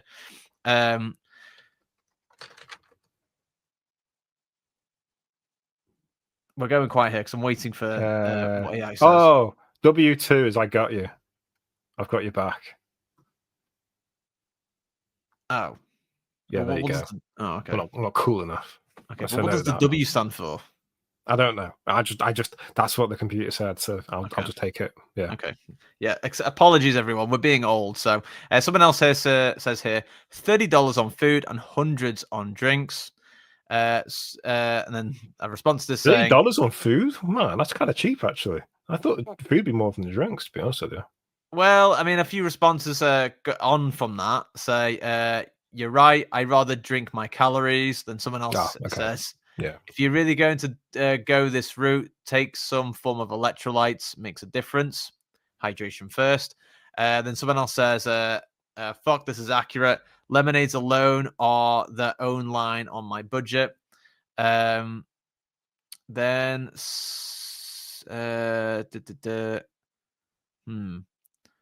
my ninth Coachella, I think I'm probably at $30 in food total the whole time. Okay, fine, maybe like 75. And one was a real effing ill-advised lobster roll before cargo and a mild come up that put me off food at least a couple of years. Get yourself a real good full meal before things go down and send it. Never did me wrong. When you get back at night, fire up a frozen pizza and rest. That's a very, very good piece of advice. Very sensible, very tempting bit of advice right there. What's the most expensive lager or drink you've had at a club in London? Because I've had the bar raised on me recently. I won't name and shame the place, but I've had the bar raised over in Liverpool. Interesting question, because I think what has it really been lately in London? Yeah, not talking a festival, just like a normal club night. Well, I was recently at Coco, and I'd say the most expensive thing I was buying there was a single rum and coke, but that was a tenner, and that was I thought that was a bit steep for a single rum and coke. I paid just under a tenner, and the thing is, at the time, I thought I was getting a good deal because I read it as £6 something. But I was reading it upside down, obviously, because I can't read. So I was like, right. The card reader was like, "Here you go, man. Wow, this is well cheap." And I looked at the bank statement and went, "Oh yeah, that wasn't a 6, that was a 9." Yeah. Oh my god! So it was like £9 something, and I was like, "That's a record." And beers were £8 a pop, nearly. I was like, "Wow, whoa. Okay." That was just lager. Lager was like £7 something, and I was like, "That's steep, man." Like, yeah, that's a bit much. Yeah, I'm not convinced on that, to be honest. So that beer better have tasted like nectar, like absolute. It's just lager. You know what I mean? And I was like, whoa. Yeah. I'll definitely say that's a bit much. But I'll definitely say here, quite a few people here chiming in with these strategies, if you like. Someone else says here, feels like $20 each meal with water and a decent sized item like a bowl or a burger. Or someone else says here, honestly, bro, I only eat when I wake up at most. Full send, baby. I don't know how to act. Then someone else says, I do one big meal at a festival, around $30 for a burger, which may or may not include fries. If I'm hungry later or earlier, I just eat at camp or get spicy pie, which is usually €11. Spicy pie. Wow. Damn. Brunch Want plus some spicy dinner, pie. $50 daily. Just look for stuff that's loaded in protein rather than just carbs. Good advice. Quite a few people are chiming in here by saying spicy pie all day, every day, and lots of lemonades. And then someone Well, says here, just hope you can find that Fortloo later on, bro, because you'll need it. someone else says spicy pie breakfast, lunch, and dinner. And then someone else Oh my responds to that, god. No. Then they say, this is the way, spicy pie till I die. Dave Collins, instant reactions to spicy pie. Dangerous territory, my friends. Just all I'm saying. Very dangerous territory. Toilet roll is the first thing to run out at Portaloo cabins in festivals. That's all I'm going to say on that line. Yep, absolutely. And I tell you what, I'm very interested in because quite a few people chimed in here by saying spicy pie and lemonade. Dave, what's your lemonade. thoughts on that? Lemonade. Is that like, you mean like pink lemonade sort of thing, like a drink, or literally a lemonade? Just drinking lemonade. So it's just sugar water, pretty much. Like, that's crazy. Well, sugar water that tastes nice, but yeah, I know what you mean. Well, someone said it's like having a cola, you know? Well, no, because someone else says here from a few months ago, quote, what's up with their lemonade? Why is it different? I've seen so many people talking about it. It's my first year going. Then someone responds to that by saying, they're just really good and refreshing in the hot sun, and the stands are everywhere, so they're always tempting you. They're honestly not that crazy and can be inconsistent since they're fresh squeezed lemons, sugar, and water. But damn, if they aren't addictive, lol. There you go. It's the sugar high. I bet you it's the sugar high on it, yeah. Mm-hmm. But there you go. So there's a bit of advice for those possibly attending Coachella in LA for 2026. Spicy pie for the win. Pie. That's a good DJ name. That I think I might apply this twice. DJ Spicy Pie. I get a lot of fans instantly.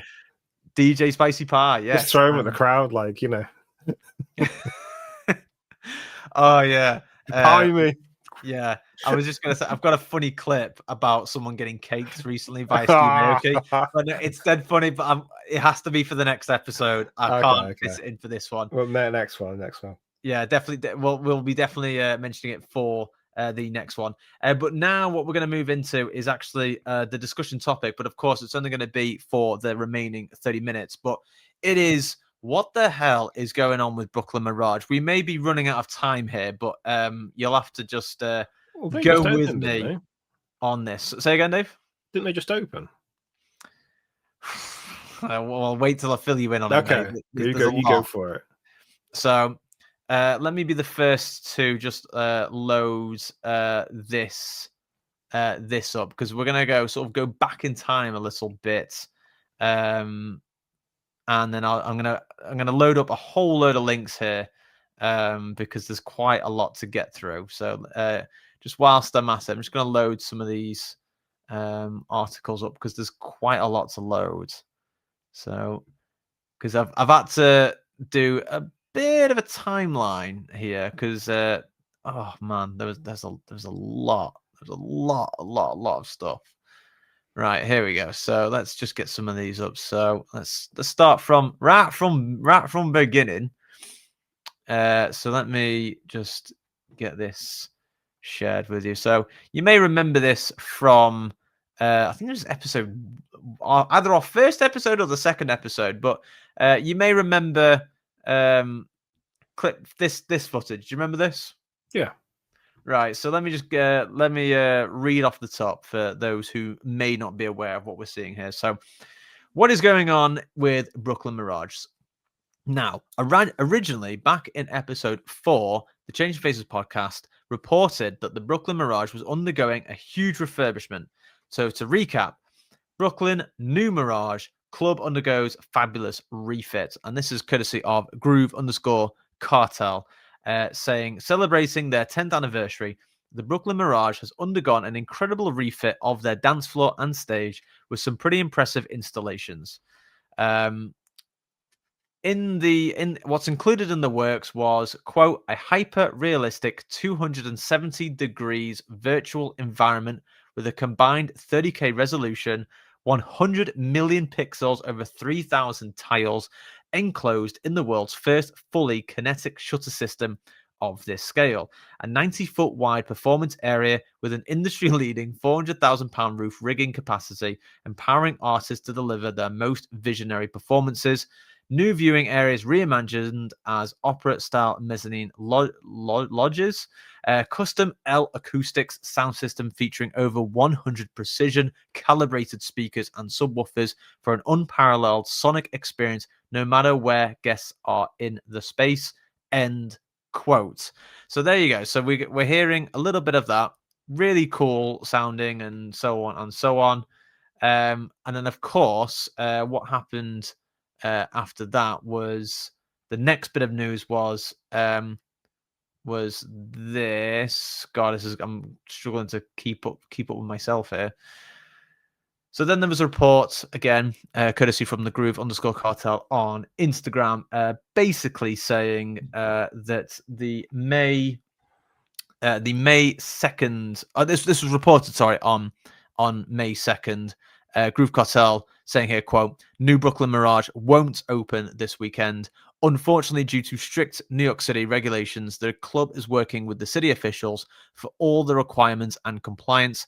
There's not an official date for the opening, but TBM, Brooklyn Mirage, has promised full transparency. What do you think? And then a few people in the comments sort of saying, more VIP is not what we were looking for. And so on. But I'll just quickly move on from that because there was a bit more extra context that meets the eye. So the next bit we now move on to after that was this report that followed. So following from that, there was also this extra bit to do with when they cancelled Sarah Landry's party at the Brooklyn Mirage. So this report here just basically says gives a bit of a backstory to the context into the cancellation of Sarah Landry's party. This is a quote from Billboard, courtesy of We Rave You on Instagram, with the quote saying, less than an hour after delivering this news to Landry's team, Mirage posted an announcement explaining the situation to its hundreds of thousands of social media followers. The update was especially head-spinning for Landry's team, given that they'd had dinner with the Mirage operators the night prior and no one had mentioned there might be an issue. Sarah Landry then says to Billboard, quote, there was never going to be an option where I sat in my hotel room without doing anything, knowing that thousands of people spend money in this economy to buy tickets and fly in. So essentially, the end of that story was they managed to find another venue to do this party, but it was not at the Brooklyn Mirage. Yeah. So there's that went on. Then there was this that was reported. Let me just check that I'm following my own timeline here. So this is from the Gothamist, courtesy of Hannah Frischberg, who wrote this. Brooklyn Mirage, supposed to open over a month ago. Fans are frustrated. So article reading here, quote, from Hannah Frischberg. East Williamsburg venue, the Brooklyn Mirage, remains closed over a month after it was slated to reopen, leaving fans and artists exasperated. The sprawling indoor-outdoor show space within the Avant-Garde complex was closed for months as it underwent renovations to enhance its sound systems and expand its dance floor. It was expected to open May 1st. However, after failing to meet a final inspection from the city officials, the venue, which will have a 6,250 person capacity once it reopens, has remained closed. And CEO Josh Wyatt left the company late last month after less than 9 months in the role. The news has left fans disappointed and angry, and it comes at the start of the summer concert season, the busiest time in the city's music calendar. At least 17 artists have announced that they are cancelling or rescheduling their shows, many of which had sold out the Mirage. Many artists say they are scrambling to find new spaces to play. The venue is one of Brooklyn's biggest and offers a capacity that cannot easily be moved elsewhere. This is just more referring to Sarah Landry's cancelled event, but it even says here, quote, we're incredibly disappointed not to bring you the show we had originally planned, and that was record label Anjuna Beats wrote in an apology to fans after moving its Anjuna NYC takeover from the Mirage to 3 different venues. Some fans say they saw this coming. I'm not surprised at all. Quote from said by Flavia Di Bartolo, who has been attending shows on the Mirage since it's opened in 2017, with furthermore, quote, it's really upsetting to see your favorite artists having to scramble looking for venues to play at, especially when they were completely sold out at Brooklyn Mirage. The venue did not return emails and phone call requests for comment. Its most recent statement posted to Brooklyn Mirage Instagram account on May 20th announced that all Memorial Day weekend shows had been moved to dates in July and August. It also went on to say, quote, although the Brooklyn Mirage is opening later than anticipated, we are making great progress towards opening our doors, the Post said. We take responsibility for the delay and are working diligently with the city of New York to make sure that we meet all regulations and requirements so that we can deliver a safe and unforgettable experience for everyone. So, if you follow me here, Dave, there's a bit more, because if you can imagine this, there's a bit more to come. So the next bit, right? So in this timeline, they're still working on it, and so on. So where do we go from here? So the drama doesn't end. So we're going to move on to this next bit now from this story. So the next thing we find out, Avant Gardner has filed for Chapter 11 bankruptcy, as per Bloomberg. Avant Gardner's parent company, AGDP Holding, filed for Chapter 11 with around $153.3 million in funded debt obligations, according to court filings. Gary Richards, Avant Gardner's CEO as of May, cited, quote, significant liquidity crisis, as well as, quote, increasingly aggressive collection activities from financiers and contractors. Avant Gardner had taken on additional financing in recent months to complete the renovation of Brooklyn Mirage, with certain financing deals now subject to dispute.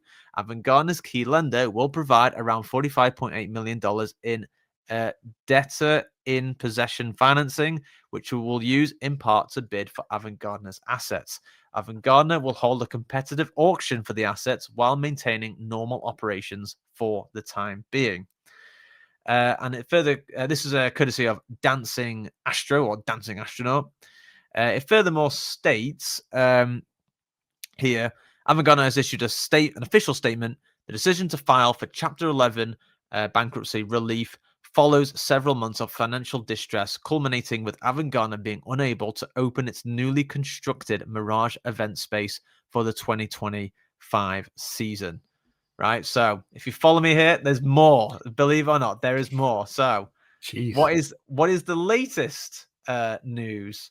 Well, actually, no. Let me just quickly show you this one as well. So, following on from that, the end of that post, as you saw, was that them trying to maintain the space just whilst they go through Chapter 11 bankruptcy. However, a few weeks ago, courtesy of Dancing Astronaut, saying here, quote, Drumcode's show for at Avant Gardner on Friday has been cancelled.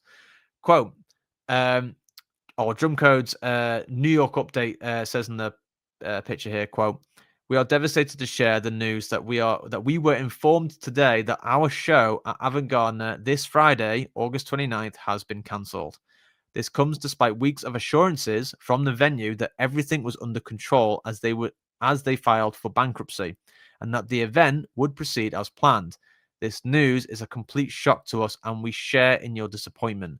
For all ticket-related matters, please contact Avant Garde directly. We have made it clear to them that we expect to see every ticket holder refunded automatically. We are heartbroken that we cannot be together this Friday, and we will do everything we can to be as transparent in this process as we can. Thank you for your understanding and support.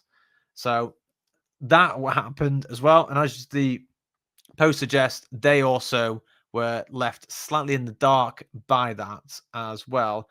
And would you believe it gets crazier? Let me just quickly find the article.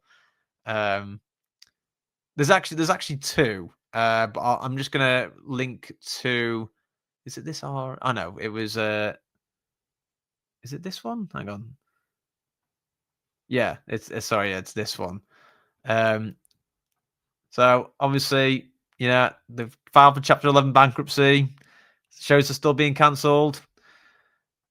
Here's the crescendo.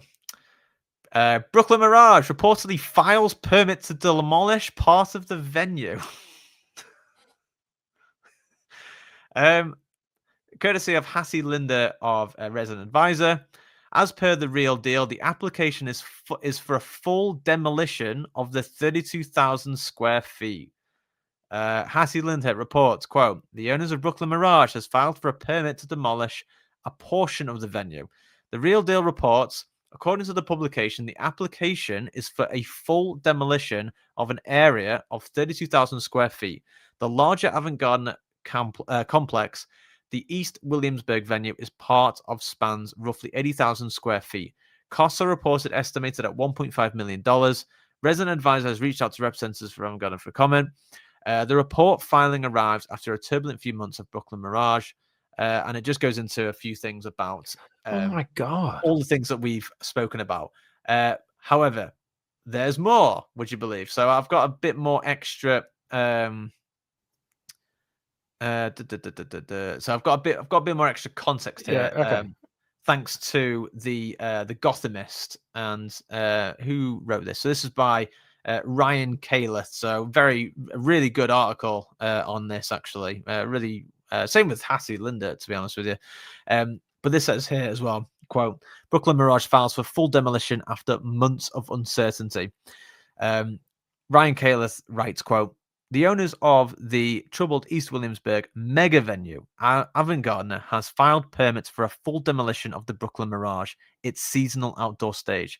According to records filed with the city's Department of Buildings on October 10th and first reported by The Real Deal, the owners are seeking to tear down 32,000 square feet of temporary structures at Avant Garde, where the Brooklyn Mirage has remained shuttered since 2024, following the last-minute cancellation of its 2025 season due to permitting issues. The demolition application comes 2 months after Avant Garde filed for Chapter 11 bankruptcy, citing as much as $500 million in liabilities and less than $100 million in assets. Two smaller venues on the site, the Great Hall and the King's Hall, remain open.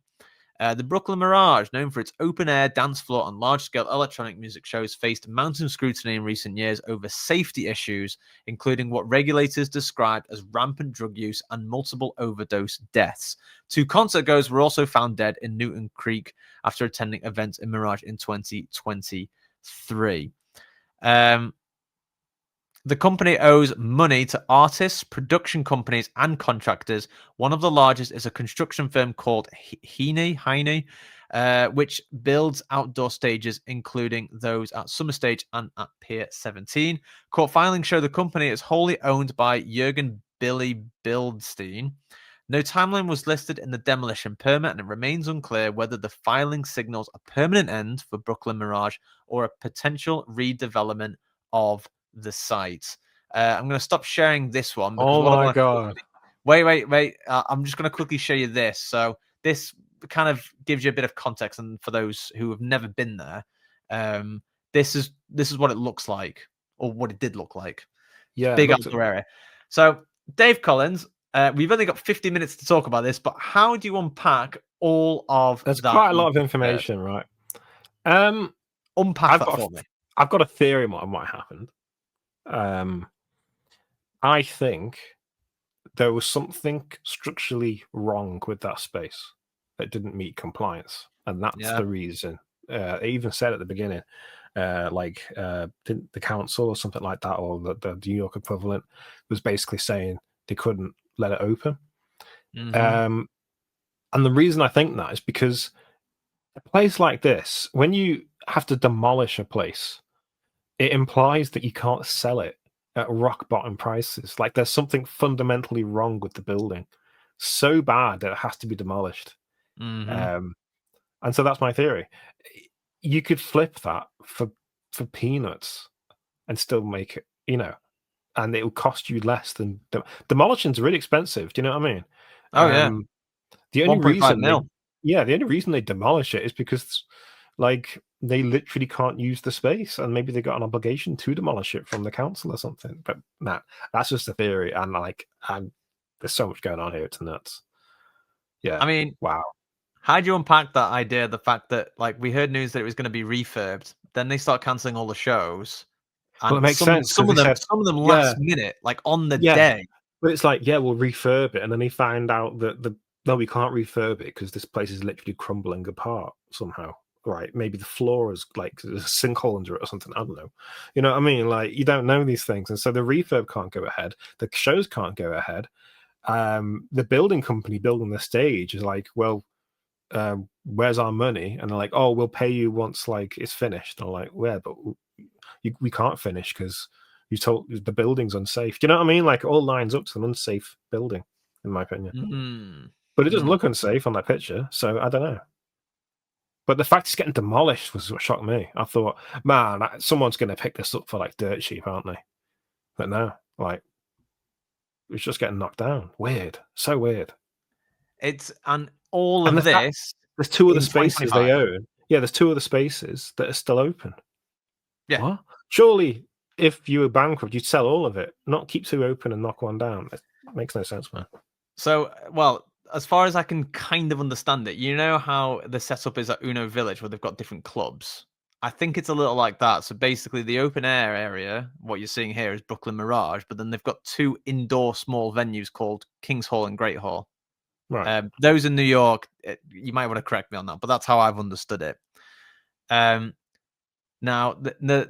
you've got a very good point, because obviously, in order for them to open and remain doing business, you've got to pass some of these like very basic health and safety hoops, so to speak. You got to jump through them, and you got to, But like, I guess one of the things that I find quite remarkable is, in regards to whatever issues they are having, the fact is, I find, is that it's an open air courtyard. So like, I wouldn't think there'd be that much fire issues here. Obviously, you've got an issue here where you are drawing in thousands of people, and if in the event you need to evacuate, you need a lot and very, very clear, distinct fire exits with fire doors.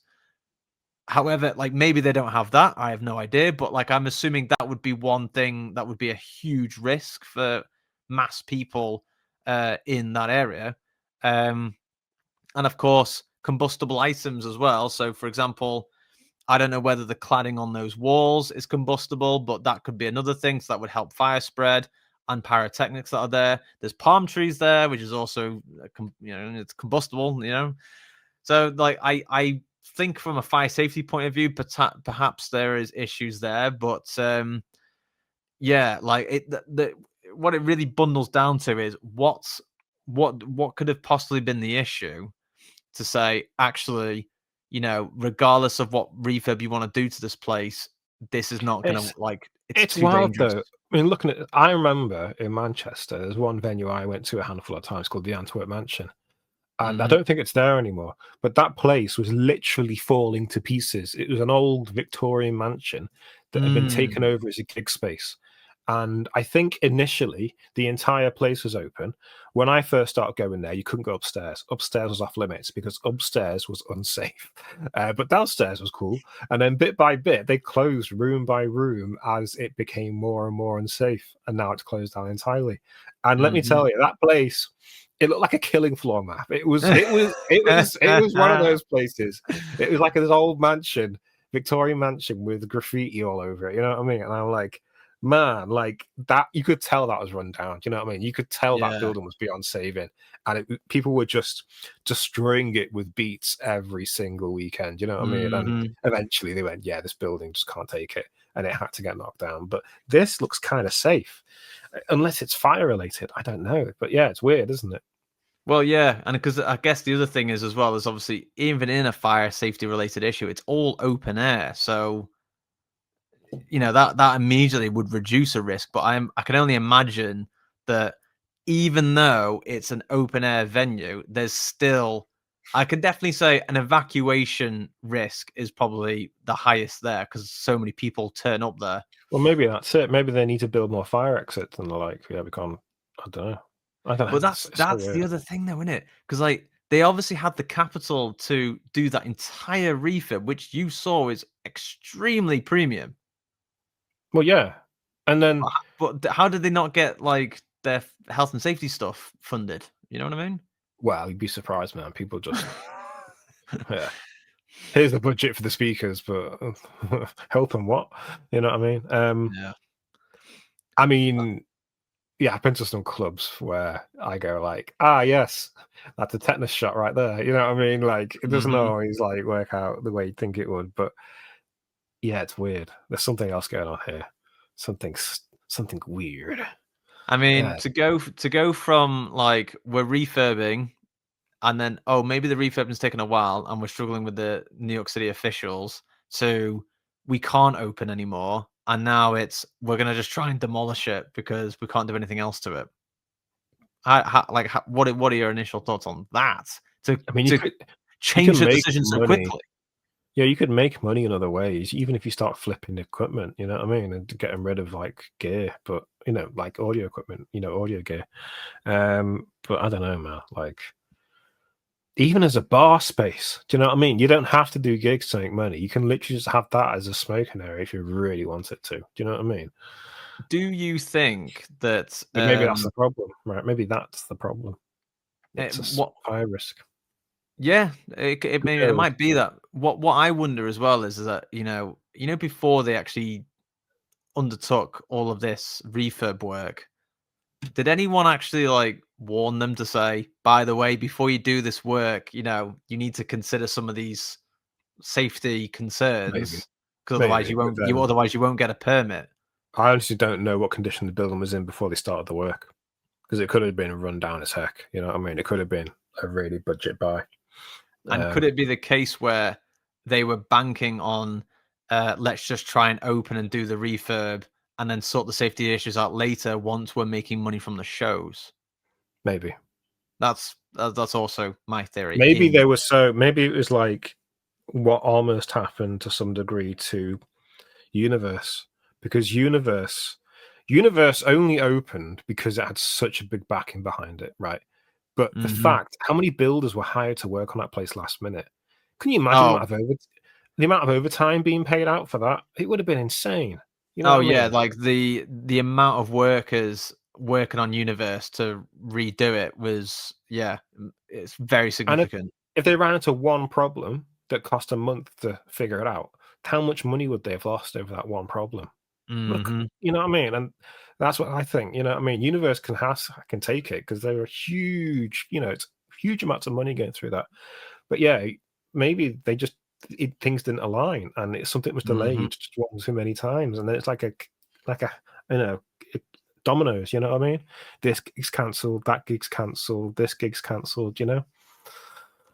But if you were say in this scenario you were part of like some of the senior people at Avant Gardner, say if you did have Brooklyn Mirage that was generating a lot of revenue for you, but there were safety concerns, but then you've also got this opportunity to potentially refurb and generate more revenue, Would you take the gamble, which is what they may have done, or would you actually look back and think, try and keep it going for as long as possible, or try and remediate some of the safety issues? But then you might be in the what do they say in the Well, red? they In the red? have filed for bankruptcy, and I thought what they were probably going to do is close it, keep the other two open, and then fix it up over the course of a year. But no, they're just demolishing the entire thing. So I'm like, Well, damn. to my knowledge, yeah, the report does not state that they're going to knock down Great Hall and King's Hall, Yeah. but they are going to knock down the Brooklyn Mirage section. Yeah. So there's something really wrong with that, you know. I don't know. Who knows? Unless someone's paid a lot of money for a car park or something. You know. Yeah, and you know what would happen now? I can see this coming. They'll knock it down, and then a land will go up for sale again, and someone's going to build some flats there, and then the two clubs next to it, and they're going to close because there's flats there. Yeah, absolutely, 100% spot on. Because you know what? It's so funny you should say that, because that is literally what I was. That's exactly what I was about to close on. I was about to say, in closing, what will probably happen is exactly how you just said it. Because the thing is, we're talking about East Williamsburg, Brooklyn.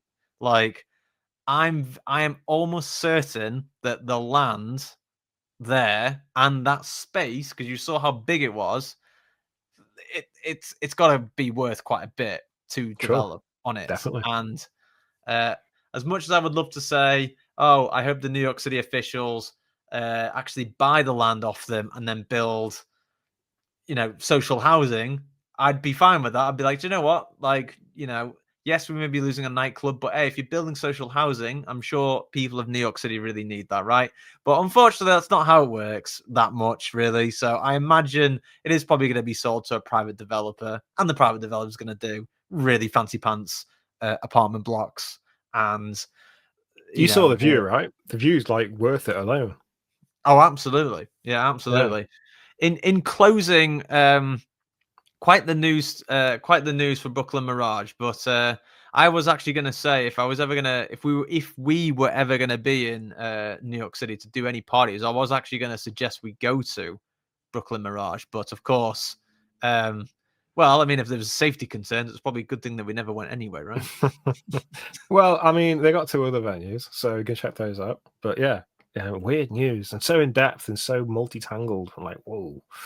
A lot to unpack. Yeah, totally. Yeah, and hopefully, that was a bit of interest for those listening as well, because of course, this news actually is still ongoing. It's as the post suggests, because it's obviously just part demolition that's been. Well, no, full demolition has been applied, but it looks like it's going to be partly demolished first. But that news will be ongoing, and then we will continue to cover that for the next episode. And just whilst we've got 3 minutes left, I'll quickly say, in closing, hopefully in the next episode you will be seeing me, Dave, and DJ Dan sing. And furthermore, in closing, if you do want to watch or listen to the Changing Faces podcast, you can obviously do so on YouTube, Spotify, or wherever you get your podcast from, or direct on Changing Faces Radio. You can check out our latest updates at Hey Changing Faces on both Instagram and Facebook, or at Changing Faces RS on X. I was also going to say, for the latest music that I'm doing, follow me, but like, I'm not doing music at the moment, but I will do soon.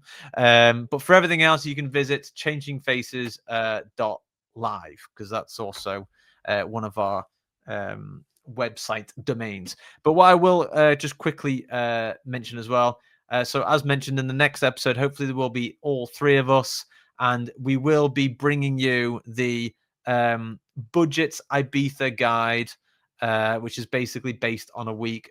Dave has done his homework, and so has Dan, as far as to my knowledge.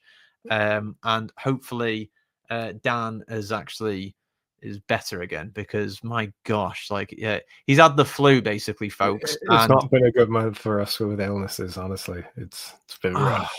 Honest to God, like, yeah, for me, if I'm honest, when I'm ill, I'll be like, if I have a cold, I'll be bad for a day or 2 days maximum because I'm like drinking lots of water, taking medication, yada yada yada, right? The flu, right? Sometimes I'm like 4 days where I'm pretty bad, right? 2 days where I'm really bad, another 2 days where I'm like sort of getting over it. This flu I had, I was sort of like I was bad for 3 days, and then the rest of the bloody week, basically, I was still like just not great. You know what I mean? And I was like that. And then Dave, you were also not very well as well, right? Yeah. You're still not that well. I'm still not great, honestly. Like honestly, the cold is like hit us all like a ton of bricks, which is obviously also why, by the way, folks, we have delayed the podcast for so long. Well, so long, about 2 weeks, but still. But hopefully in the episode 9, hopefully episode 9 will be coming a lot quicker to you than this one has, and hopefully everyone's feeling a bit better again as well. But with a few seconds left, thank you very much, everyone. Yeah, have a happy Halloween. Have a good one, and then we'll see. We'll see you in November. But yeah, exactly. See you in November, folks. Bye. See you later. Bye.